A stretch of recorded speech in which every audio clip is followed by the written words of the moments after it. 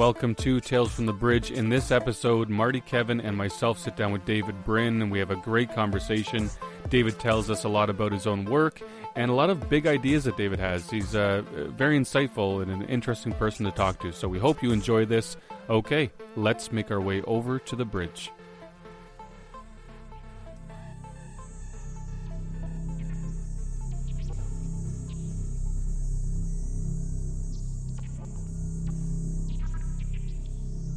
Very honored and excited to have David Brin with us today.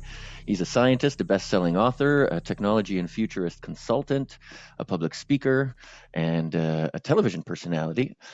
David is an iconic figure in science fiction whose writing career has spanned almost 40 years. Probably his most famous books are The Postman, which was made into a movie with Kevin Costner in 1997, Startide Rising, which won both the Hugo and Nebula Awards in 1984, and its sequel, The Uplift War, which won the Hugo in 88. About half his published works are in the Uplift universe, and the other half are focused on the impact of technology on human society, as in The Practice Effect, Glory Season, and The Kiln People.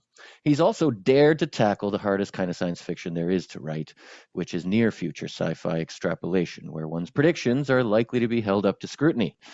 His 1989 ecological thriller Earth, for example, foreshadowed global warming, cyber warfare, and the World Wide Web.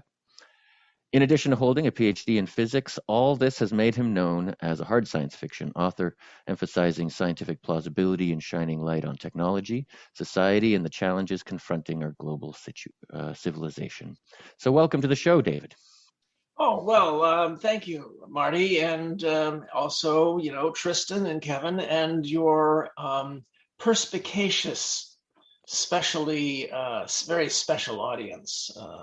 So let's have at some ideas. Great. Yes. Our audience, we believe, are generally quite nerdy, geeky, intelligent. They're readers. They like ideas.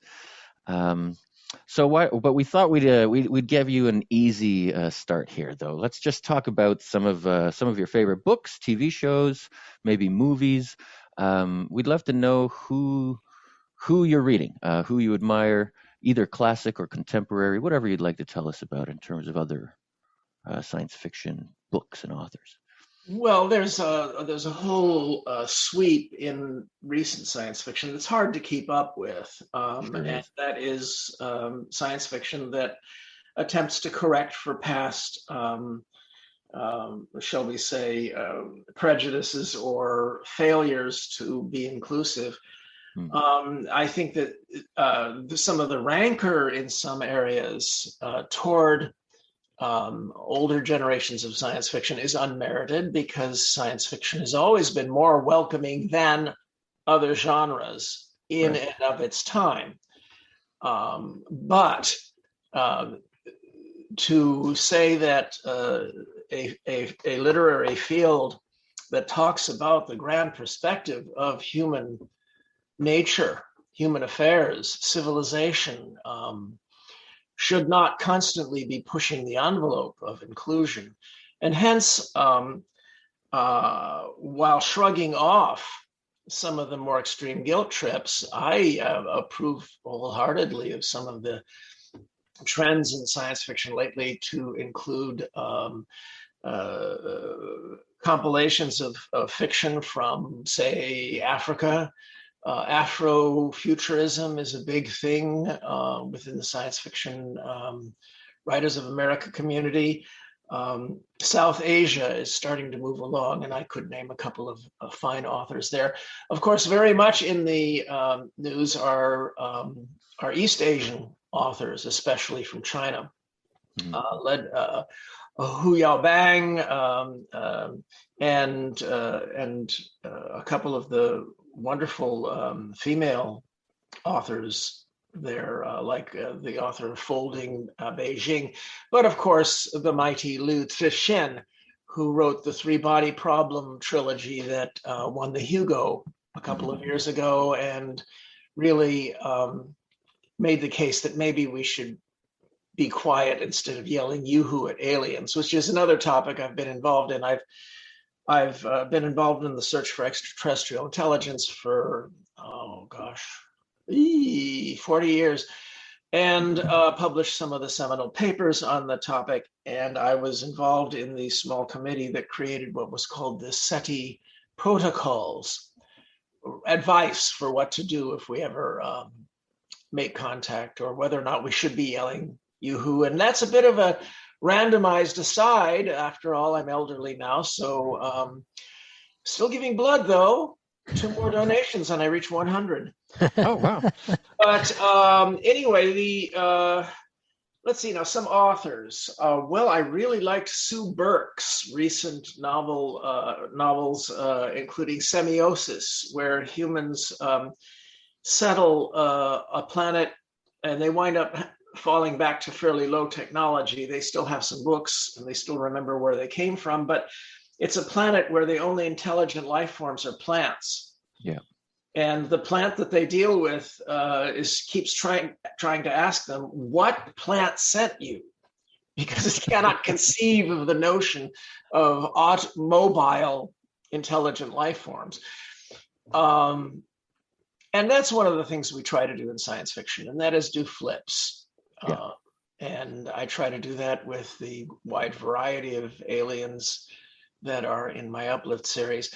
But in my novel Existence, what I do is I deal with, that's one of those near-term future stories that you're talking about, set within the next 30, 40 years, deals with a lot of the things I dealt with in my novel Earth, which is climate change and survival of the planet, though Earth is more centered on the whole notion of our relationship to our planet, whereas Existence is about a couple of the potential scenarios for contact with non-biological life forms, like von Neumann self-replicating machines that we might find in our asteroid belt, or a particularly nasty kind of self-replication that emulates the form of viruses.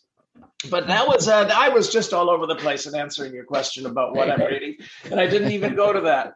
I think Emily Davenport is terrific. There are I'll jot some notes for some more. I on my blog I hold sometimes recent, compilations of lists. And congratulations to Mercedes Lackey, one of the mighty science fiction authors, who was just named a Grandmaster of science fiction. Mm-hmm. That's great. Yeah, I know. I have I have too much to say to you too. Well, I have to say your blog, davidbrin.blogspot.com, does have a lot of good stuff. Actually, I was just peeking through it, and there's all sorts of great nuggets in here. You've got all these neat ideas. But can you tell us a bit more about your involvement with SETI? Just because that sounded absolutely fascinating. Yeah, well, if people want to Google my blog, it's just put in my name, David Brin, and Contrary Brin is the name of my blog. And it ranges, I have regular science updates and separate space updates because I'm involved with NASA's Innovative and Advanced Concepts program. I've been on their advisory board for the last 10, 12 years. And some of the things this is NASA's way of giving little seed funding, just $100,000 here or there, to concepts that are at the very lowest technological readiness levels, 1 and 2, but that stand a chance, if they work, of utterly transforming things in spaceflight. And there have been at least a dozen of those grants that have really taken off and done transformative things. So I'm very glad to be involved in that. As far as SETI is concerned, I'm one of the 24 or so SETI scholars who resigned from every SETI commission about 10, 15 years ago in protest, over what we saw was a ramrodding change of what's called the second SETI protocol. And that's the protocol that said nobody should deliberately beam original messages from Earth into space without talking about it, without discussing it with us, with the planet, with open discussion. And these fellows have been evading such an open discussion because they found something they didn't expect. And that is, whenever these discussions go through the trade-offs and the possibilities regarding possible outcomes from METI, messaging to extraterrestrials, audiences always become less approving of METI the more they know. The audiences that we poll are always at these space conferences or science fiction conferences. So they always start out raising their hands being in favor of METI. And always after the discussion, after they learn more, they always vote against it. Because as it happens, it's an incredibly dishonest endeavor. For example, they keep saying over and over again, what's the point in not broadcasting because aliens already have seen I Love Lucy and Mr. Ed? Well, if they've seen those, then they probably have missiles sent running toward us already. But and some of our recent politics probably as a result of meddling by aliens. But the point is that that's a lie. When we were at our noisiest as a planet in the 1980s, and we're a lot less visible now because a lot of our traffic goes through cables and narrow beams, and we're no longer have these huge distant early warning radars pounding away all the time. Even at our noisiest in the 1980s, all of that dissipated into just background noise before reaching half a light year, and the nearest star is 4 light years away. If you actually do the calculations, it turns out that a lot of the cliches just aren't true. But the point is, even if aliens were picking up our broadcasts, in that case, what's your point trying to beam messages at them that are laser focused and therefore a million times as bright? Right. I mean, if you want to say yoo-hoo, you would send something only twice as bright as Mr. Ed, because they already know about us, right? If you're sending something a million times as bright as Mr. Ed, then you're trying to attract attention. And your rationalization that they already know about us was just a lie.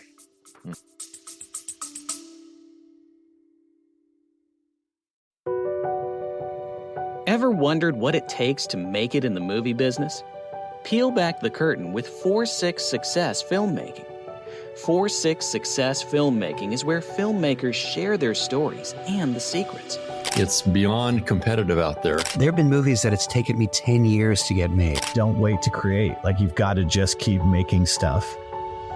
Tune in to 4-6 Success Filmmaking for your dose of cinematic realness, direct from the voices that have lived it.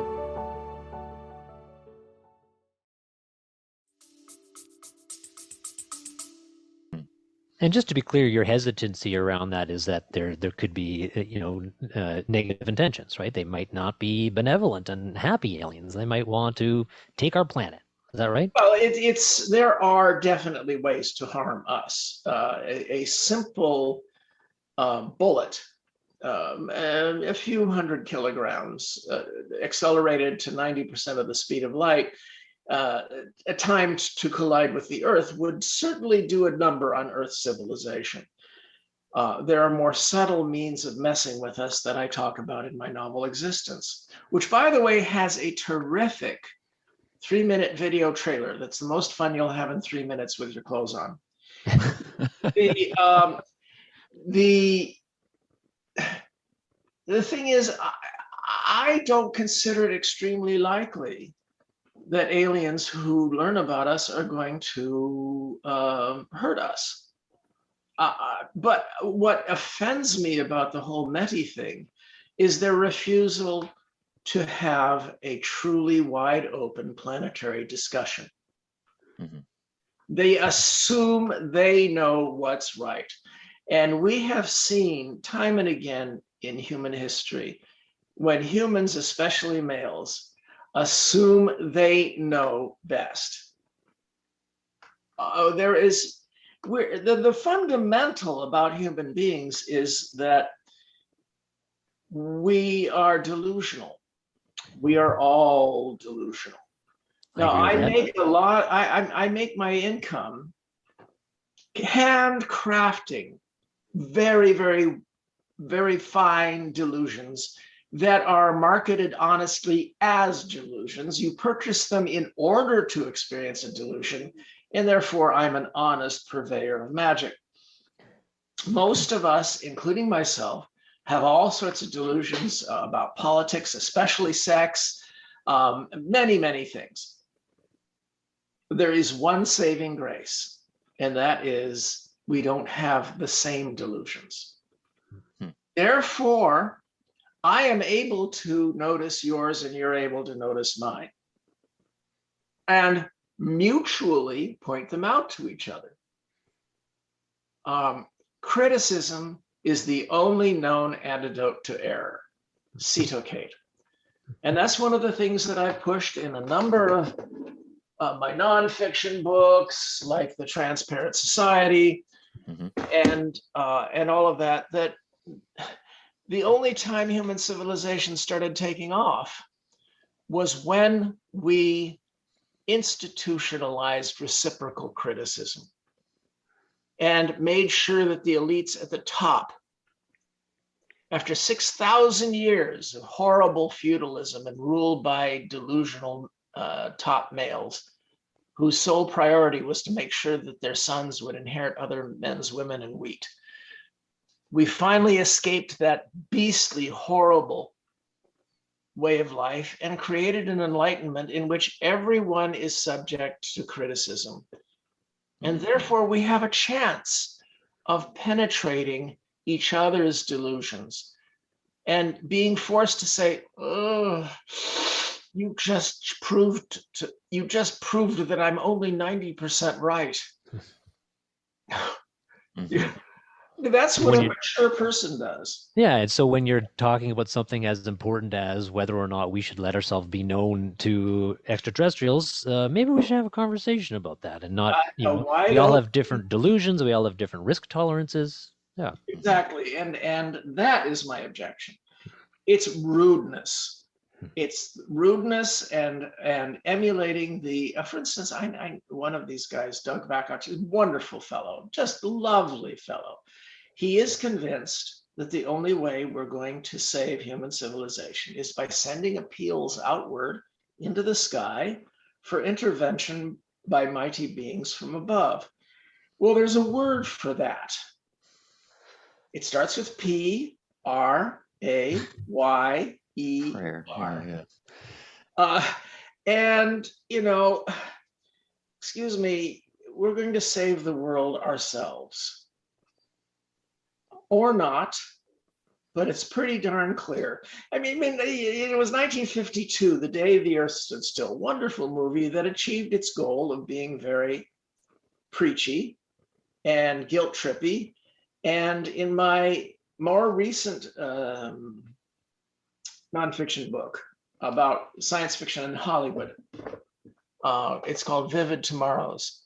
In Vivid Tomorrows, I talk about how science fiction warnings and guilt trips may be the reason we're alive today.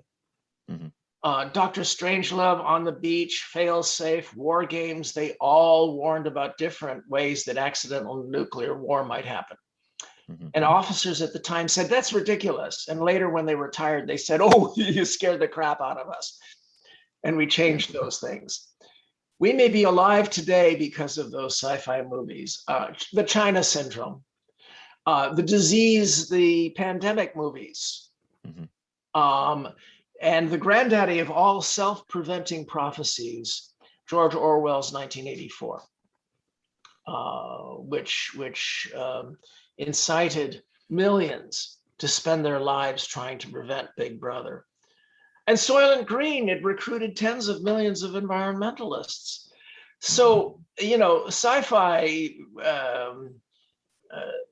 is very probably saved us all.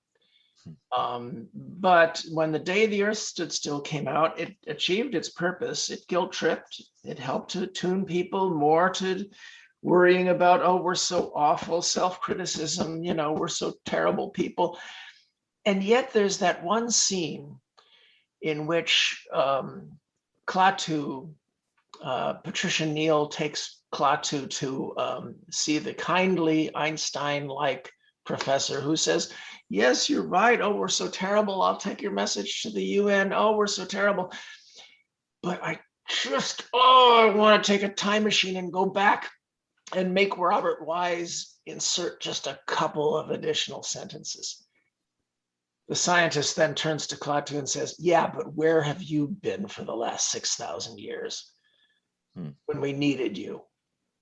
So science fiction becomes this mechanism to expand the horizons of society, and we can, you said it creates guilt, or it allows us to conceptualize these potential dystopian futures and hopefully try to avoid it, right? Like it's actually an interesting consideration that this is such an important mechanism for helping educate society. Well, and mythology adjusts what we are capable of doing. If you take a look at most Hollywood films that at least people enjoy, there are four basic common themes. The number one is suspicion of authority. There has to be an authority figure to oppose. It could be the aliens in Independence Day. It could be a mob boss. It could be the Joker, or it could be a busybody mother-in-law. But there has to be an authority figure to oppose. Tolerance and diversity are themes that have been rife ever since the 1930s. Individual eccentricity. The protagonist usually shows some eccentric trait at the beginning, and that helps the audience bond with her or him. And the interesting thing is, it doesn't have to be the same eccentricity as the audience member. The fact that this is an eccentric person expressing their individuality in some way is a bonding experience. So you can see why Hollywood films are not well loved by authoritarian regimes, and why they do their best to censor them or find excuses to keep them out, or to, in the case of one major country today, say, you don't have access to our market if you do anything that's even remotely critical.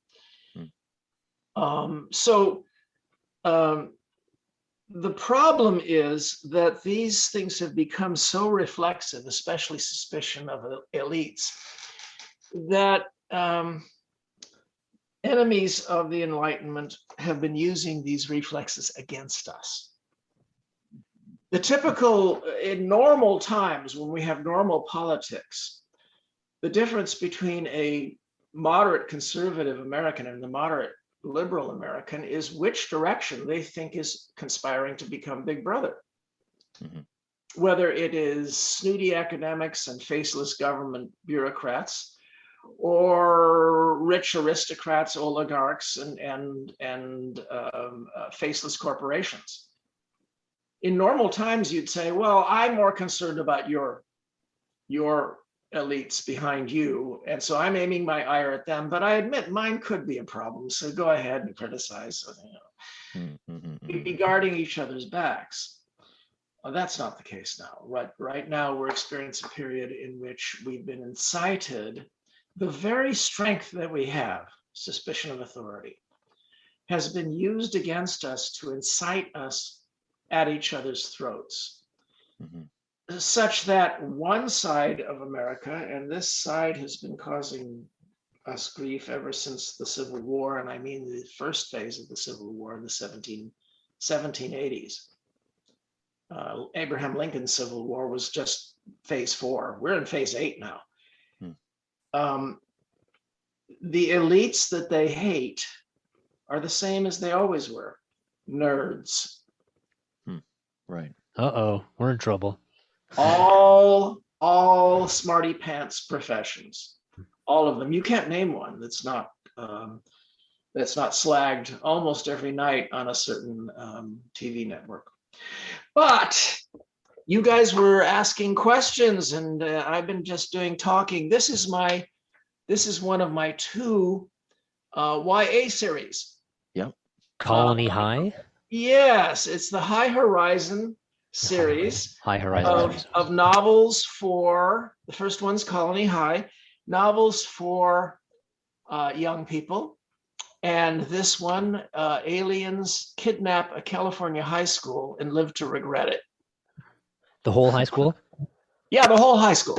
Okay, They just cool. grab a part of 29 Palms, California, and just plop it in an alien jungle. Wait, so is Revenge of the Nerds a sci-fi movie? Got me thinking now. Become it. Well, this is actually a takeoff on, of course, Lord of the Flies, because the temptations are there to fall apart and not do well. And that's what the aliens are counting on. Maybe I'd love to follow up a little more on that. We have noticed, a number of authors, a lot of authors science fiction authors moving into young adult. We talked to Cory Doctorow a little while ago. He's been writing Little Brother and a series of young adult novels there. Paolo Bacigalupi has been writing sort of young adult novels, for this sort of post-climate change era. What's the appeal there? Is it the ability to influence, people earlier in their lives?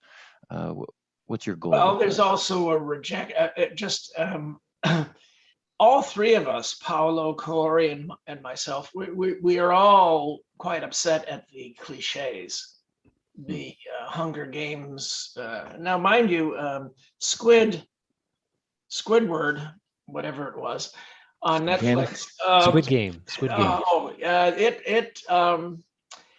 It did the whole Hunger Games thing with I think verve and originality. The whole contract thing, the ability to vote yourselves off the island. This was I thought it was delightful, but in general, massive dystopias do not contain good thought experiments. I mean, generally they are just an excuse to create an authority figure to resist. That is so cartoony that the young protagonists, it just writes itself. Mm-hmm. Whereas resisting an authority that is that has reasons, resisting mistakes, things like that takes more subtlety. But it's just I think that's one of the reasons why these young adult series are coming out, is to my other young adult series is called Out of Time, and there are 5 novels by other authors, including Nebula winners Nancy Kress, Sheila Finch, and some bright new writers. And it's a direct answer to this pessimistic dystopia thing. It starts with the premise that 250 years from now, our descendants have been living in a wonderful utopia. It's filled the solar system and all of that. And then suddenly, upon the galaxy, there descended these things called gift givers, and they gave every civilization that was trapped in their solar systems by Einstein, they gave them teleportation all at once. So all of a sudden you have this situation that was always irksome in Star Trek. How come everybody's just showing up now?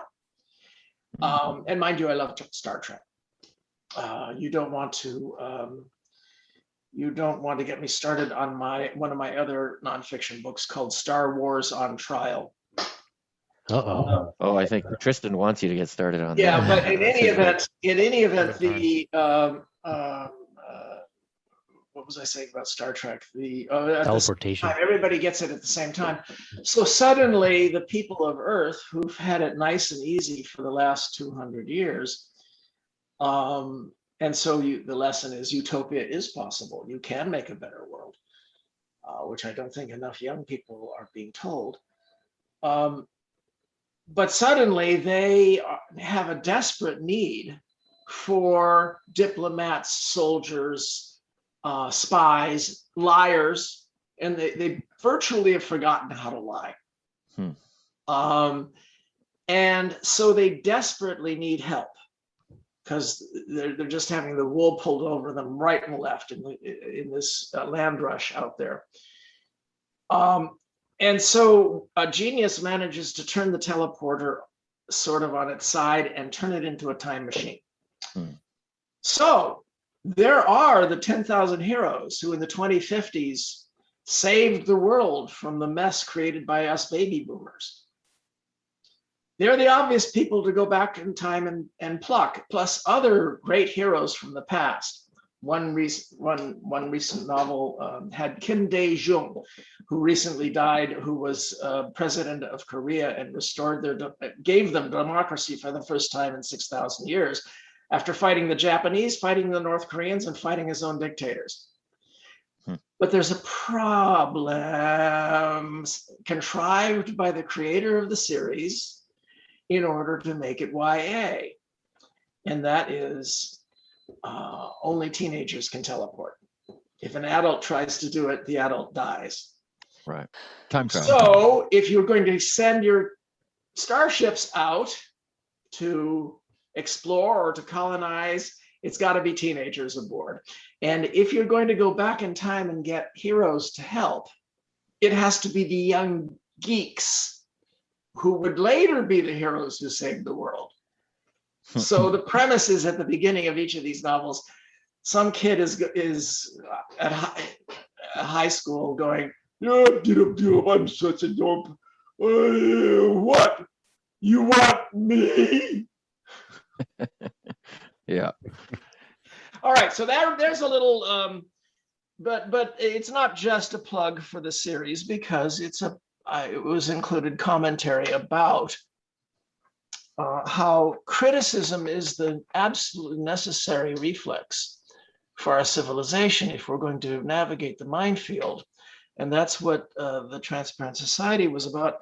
But if we engage in a world of criticism without understanding that it's part of a very optimistic process, then we're betraying all the people who brought us here to this level where we can stand on their shoulders and maybe be the ones who make the makers of actual human civilization.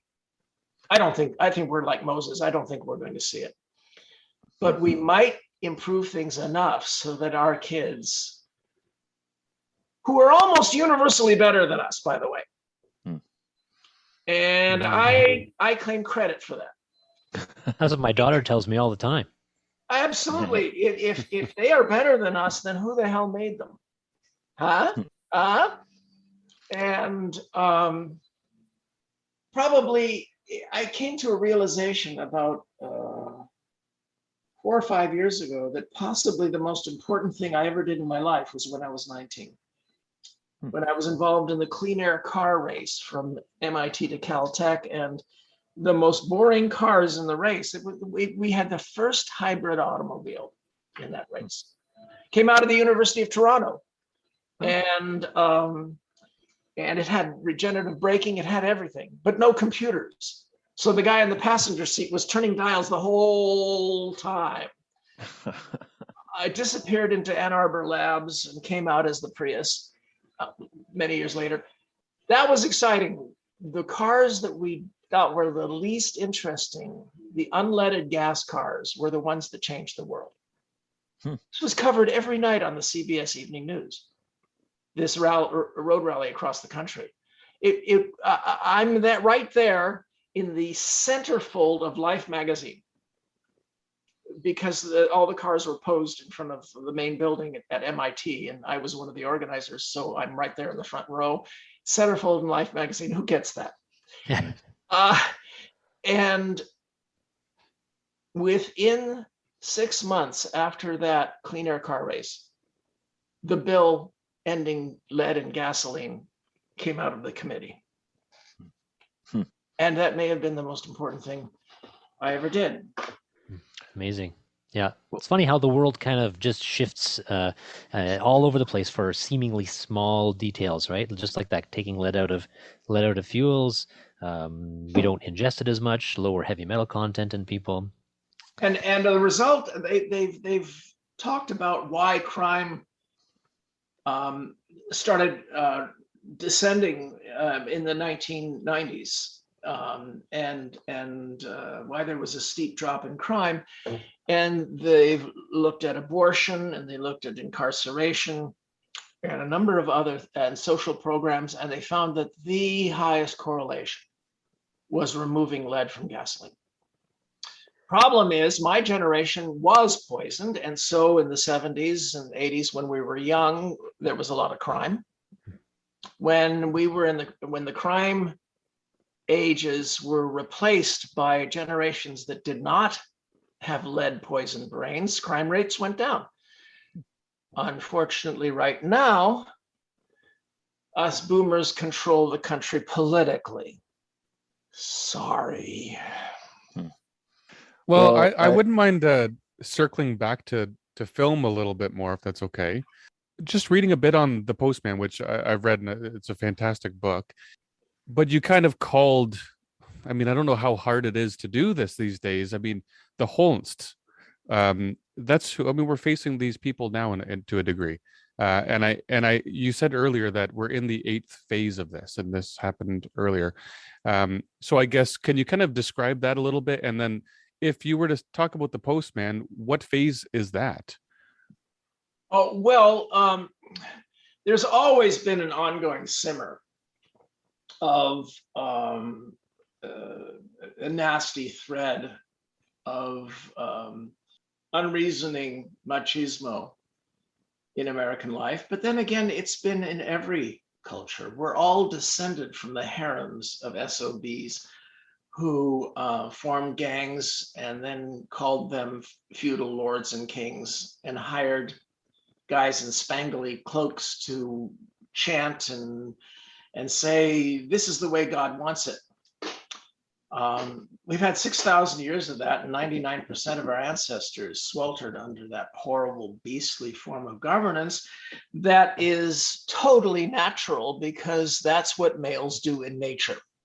Look at elephants, seals, stallions, sea lions, lions. But not so much bonobos. I mean, we are a combination of chimps and bonobos, right? and matriarchal herds of elephants, but still the males are competing. Mm-hmm. It's, in my opinion, I think it's one of the possible theories for the Fermi paradox as to why nobody ever made it out there to spread across the stars. My top theory of the 100 or so in the Fermi paradox is that human beings, there's reason to believe human beings may be exceptionally smart and wise and nice. God help us. God helps the galaxy. But I think there's actually reason to believe that. And the number 2 theory is feudalism, because every human culture that had agriculture fell into that trap. Because it is so reproductively rewarded among males. We're all descended from the harems of these bastards. And the amazing thing is that we stumbled into a different attractor state. It's called the Periclean Enlightenment. It happened in Athens. A concept that was horribly betrayed by those deeply, deeply evil 300 films. Oh, don't be shy, David. Express your opinion. And I go into that in my nonfiction book, Vivid Tomorrows, which I've just stuck into the chat. And I will, now that I'm thinking of it, I will also stick into the chat the phases of the Civil War, because you asked. The Enlightenment experiment at having things be flat instead of a pyramid of power, dominating sweltering masses below, you create a society that's diamond shaped, emphasizing a middle class in which reciprocal criticism and accountability flow even at those at the top. And the result in Athens was an era when it was like a different species had arrived on Earth. They were so much more creative, so much more productive, they terrified in all of the despotisms and kingships of the Eastern Mediterranean, who all gathered together and tried to crush them and failed until the Athenian democracy dissolved of its own inherent ego-driven failure modes endemic to democracy.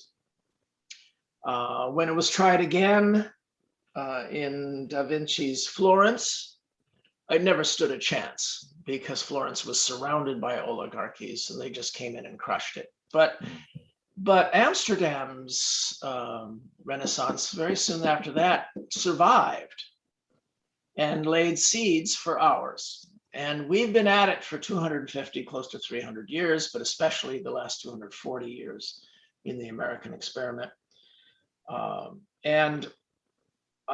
It's every single generation has seen attempted oligarchic putsches to try to restore some degree of feudal hierarchy.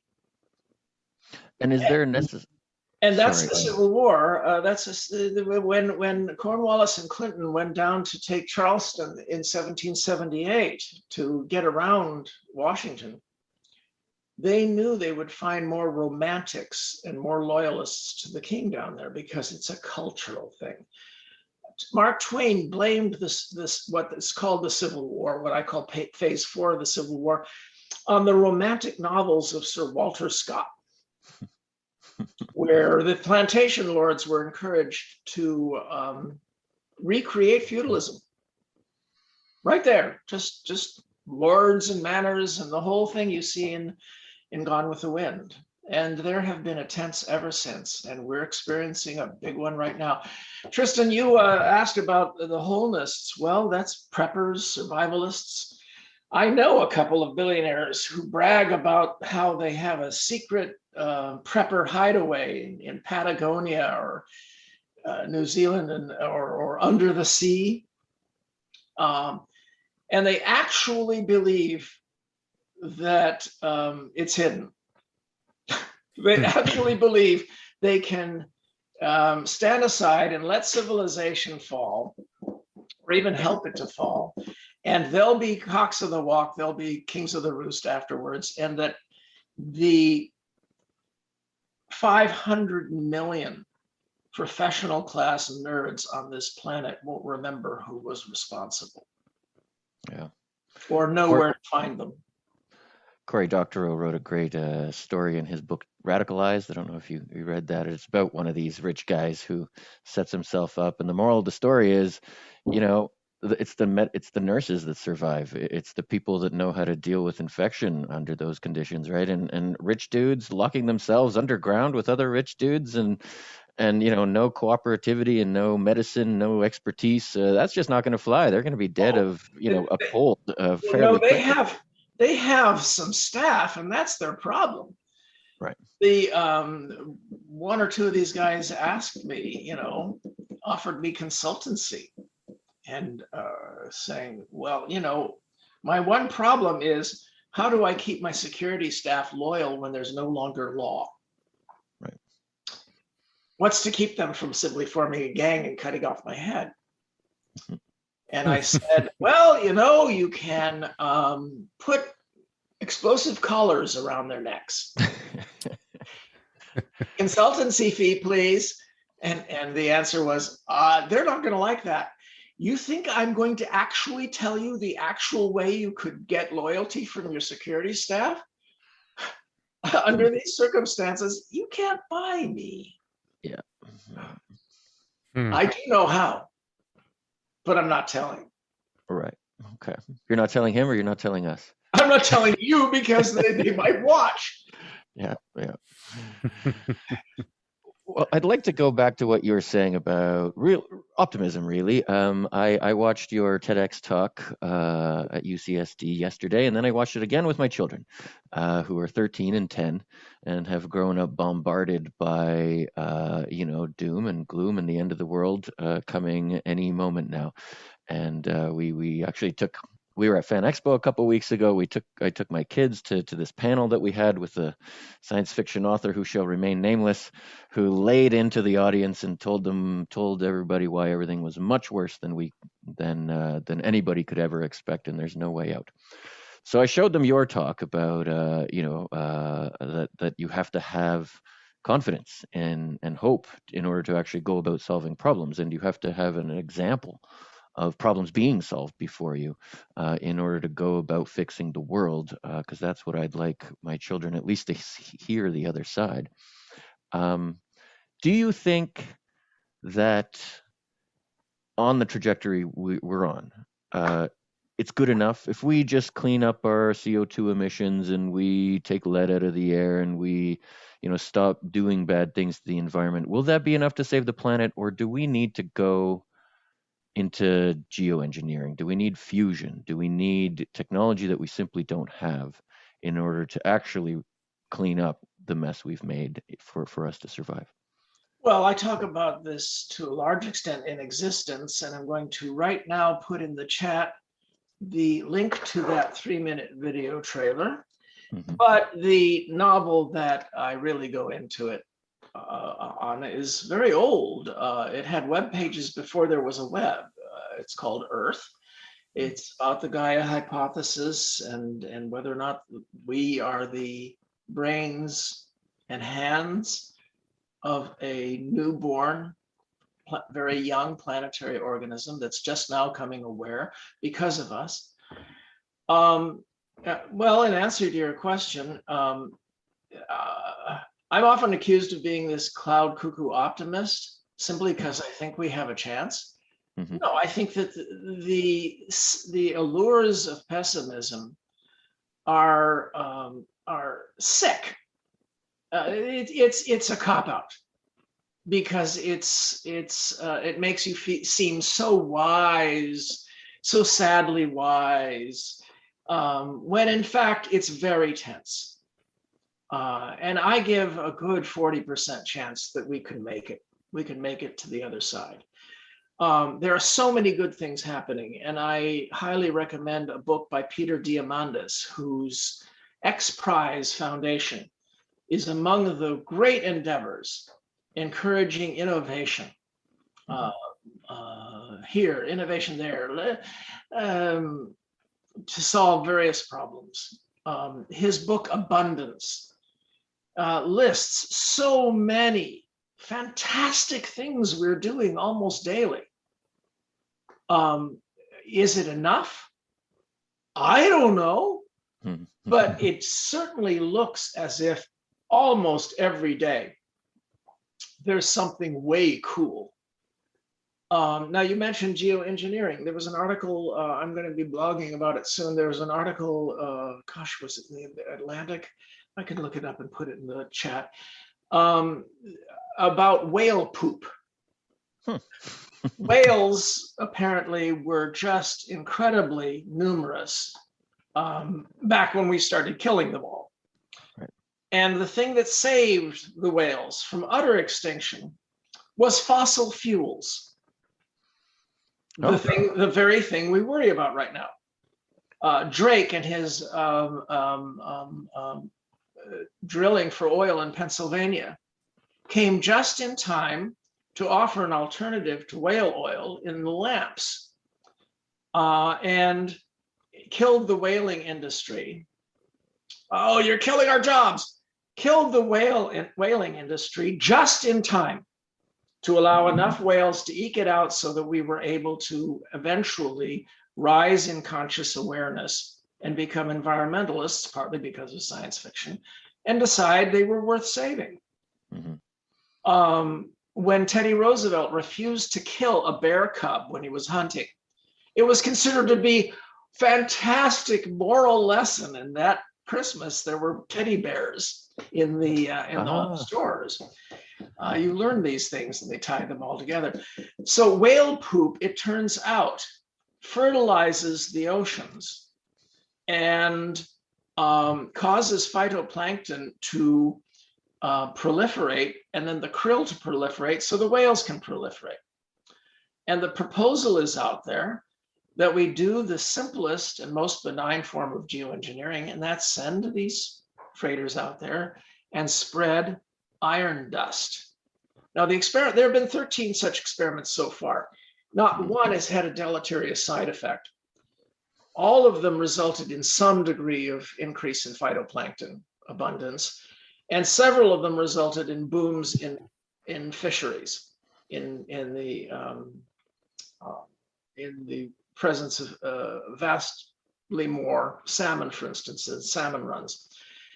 Does that mean that it's something that we should be doing on a massive scale? Well, in Earth, I portrayed tidal power stirring rods stirring up ocean sediment down at the bottom of fast ocean currents, because that's what nature does. Nature already does that. 70% of the oceans look almost devoid of life. They're deserts because they lack nutrients. Far, far higher percentage than the Sahara or land deserts are on land. Naturally, you mean? Yes, naturally, okay. Because there's no upwelling. The great fisheries off South Africa and Chile and off, what's that country's name? Oh yeah, Canada. Off Newfoundland, and Labrador, these are all places where upwelling of nutrients from below, and we could just emulate that. So that's a form of geoengineering. Yes, it's meddling with nature, but experiments would seem worthwhile, especially in areas where it might result in a whole lot more whales. Now, who's going to object to a whole lot more whales? Right. Well, it's interesting you mentioned that. I know something about some of these experiments seeding the ocean with iron, and my understanding is that they were carried out in a kind of rogue fashion. Yes, they brings were. us back to actually how we started this conversation, the rogue Meti people, right? Which government is ever going to take on responsibility for doing something on such a large scale?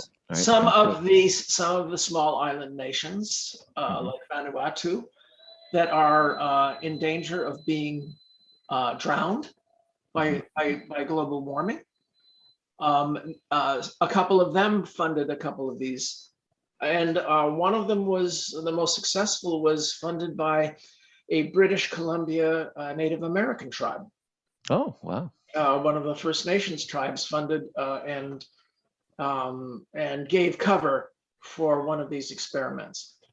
The problem is that there is a Puritanism on the left that says any attempt to do amelioration of climate change will make people think that we can solve this technologically instead of by reducing carbon footprint. That is an absolutely insane assertion. It's completely untrue. It is a lie, since most of the people who are engaged in this know darned well that even if you could ameliorate the warming effects on the Earth, all that carbon dioxide is turning the oceans acid. And that alone is more than enough reason to bend huge efforts to reducing carbon. The attempt to use Puritanism to say we should only do one thing when we're in a crisis and 1 billion people may lose their livelihoods if we don't do something about it, That's not just Puritanism. That is patronizing and evil, because you're saying that if we don't do exactly what you say we should do, then those billion people should be doomed.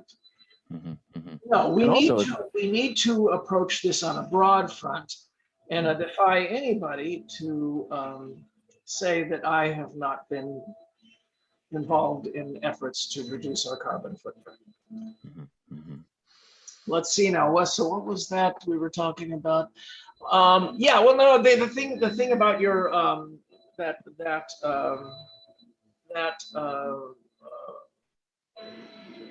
TED talk was I referred to what was the anthem of the baby boomers. I'm as mad as hell, and I'm not going to take it anymore.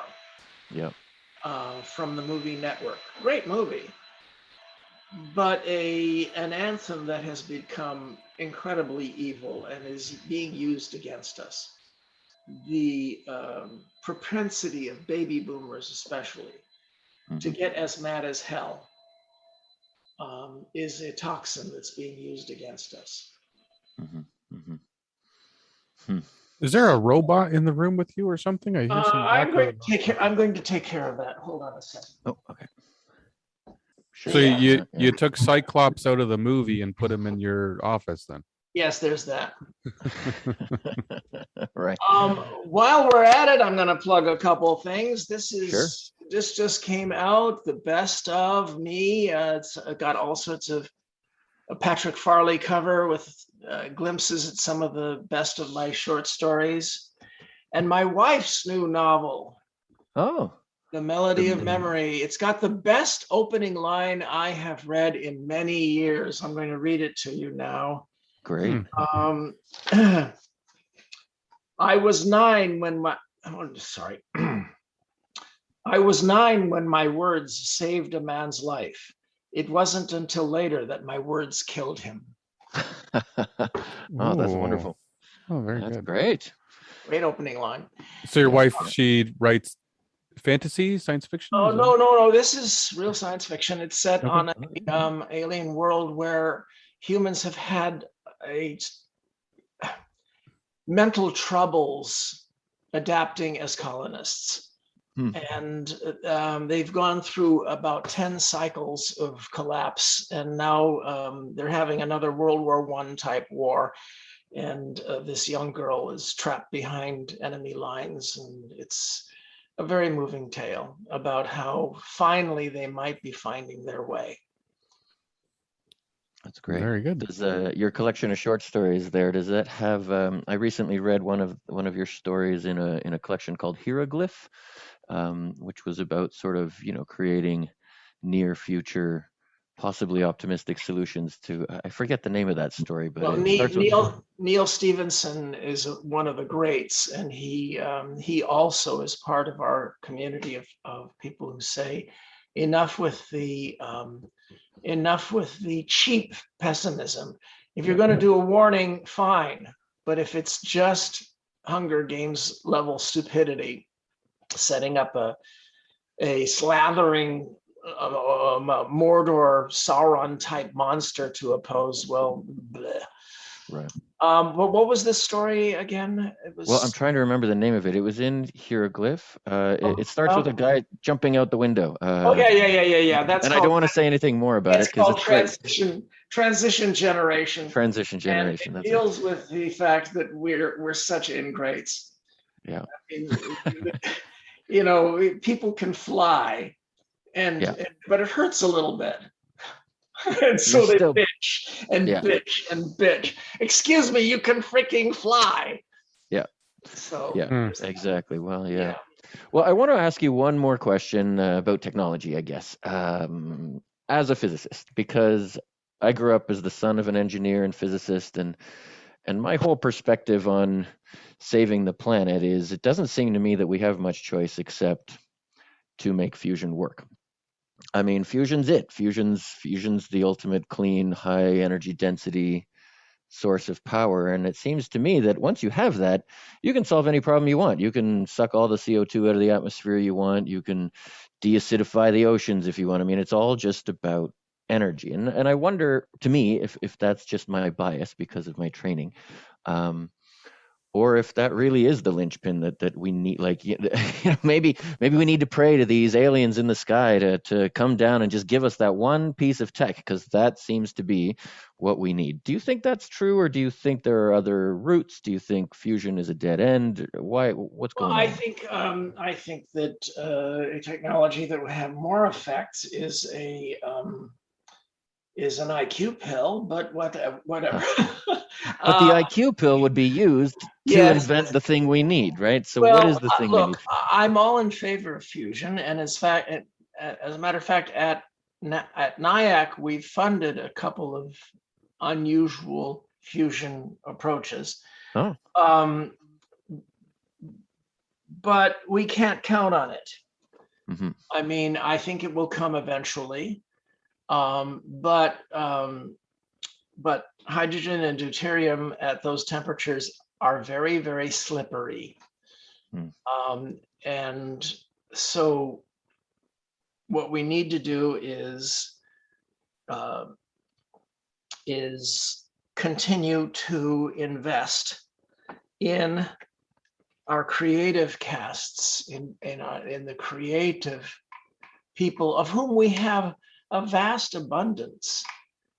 There are various historians and others who have written about human civilization and how civilizations and how they fall. One of the most recent books was Collapse by Jared Diamond. Yeah. And he believes that ignoring ecological crises led to the falls of Babylon and Rome and so on. A much, I think, better, though Diamond is brilliant, a much better survey was done by Arnold Toynbee even earlier. And he found that when nations neglected their creative problem-solving classes, that left them vulnerable to collapse. Right now, one side in the reignited American Civil War is fundamentally at war against all nerds and all problem-solving castes. When it's that clear, when it's that universal, without any exceptions.